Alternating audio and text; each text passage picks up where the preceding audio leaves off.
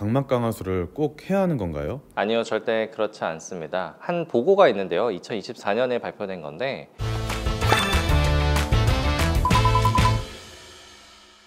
네, 안녕하세요. 강남 아이원상가 대표원장 백동원 원장입니다. 요즘 시력교정 수술에 대한 문의랑 검사를 받으러 오시는 분들이 많은데 각막 강화술에 대한 문의가 많더라고요. 오늘은 각막 강화술에 대해서 말씀을 드리도록 하겠습니다. 각막 강화술이란 무엇인가요? 각막 강화술은 의학용어로는 각막 콜라겐 교차 결합술이라고 합니다.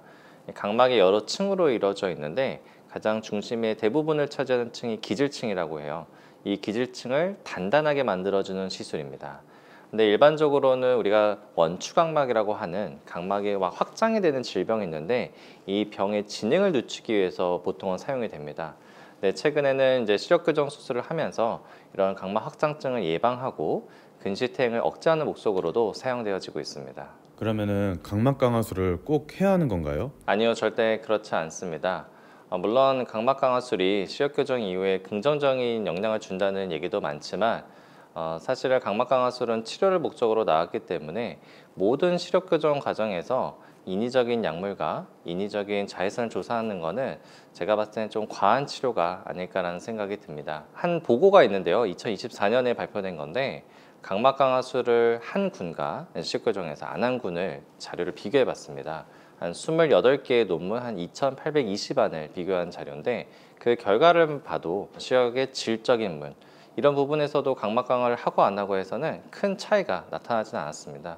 제가 봤을 때는 꼭 필요한 경우는 해야겠지만 이게 필수로 모든 사람한테 적용되는 얘기는 아니라고 봅니다. 각막 강화술에 부작용은 없을까요? 부작용도 여러 가지가 나타날 수 있는데 가장 문제가 되는 거는 각막 혼탁입니다.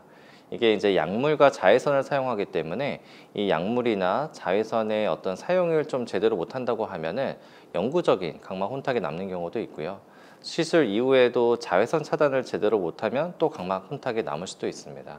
물론 이 외에도 일시적으로는 기질이 부종이 생겨 눈이 붓는다거나 아니면 무균 침륜이라고 해서 면역 반응이 나타나거나 드물게는 감염성 각막염까지 나타나는 경우들이 있어서 감염성 각막염 같은 경우는 또 실명할 수 있는 위험이 있으니까요.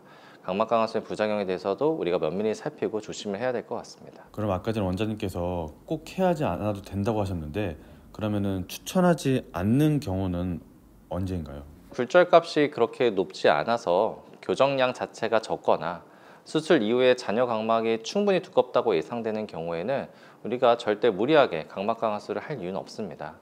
저도 시력교정 수술을 받았는데 저도 각막 강화술은 하진 않았습니다. 각막 강화술이 어떻게 진행되는지 그리고 시술 시간이 얼마나 걸리는지 궁금해요.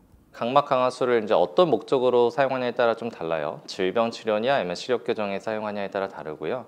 또 환자의 케이스마다 기계마다 장비마다 약물의 농도마다 다 다릅니다. 일반적인 과정은 우리가 점원 마취를 해서 눈을 마취시킨 다음에 각막 피부를 벗겨냅니다. 치료 목적이든 레이저 시력교정 목적이든 그 위에 비타민 B2라고 하는 리보플라빈이라는 약물이 있습니다. 그거를 도포를 시키고 UVA 자외선을 조사하는 과정이 이제 각막 강화술입니다. 1, 2분 정도만 하는 경우도 있고요. 질병에 따라서는 30분 이상까지도 유지하는 경우가 있습니다. 각막 강화가 필요한 경우에 하지 않는다면 어떻게 되나요? 시력교정에서 사용하는 각막 강화는 예방의 목적이잖아요. 그래서 그런 경우보다는 이제 질병에서 사용하는 각막 강화술이 중요한데 각막 확장증에 있어서 각막 강화술은 매우 중요한 치료입니다. 각막이 진행되는 확장증이 있는데도 치료를 받지 않는다면 영구적인 시력결손이 나타날 수도 있습니다.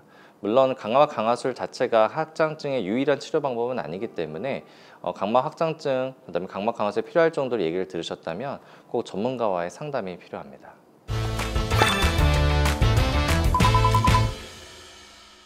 각막 강화술은 의사들마다 워낙 이제 견해 차이가 있고 어떤 병원은 적극적으로 권하기도 하고 어떤 병원은 적극적으로 권하지 않기도 합니다. 저는 약간 보수적이고 원칙을 좀 지키는 편이라서 좀 보수적으로 생각해서 각막 강화술을 많이 권하지는 않습니다.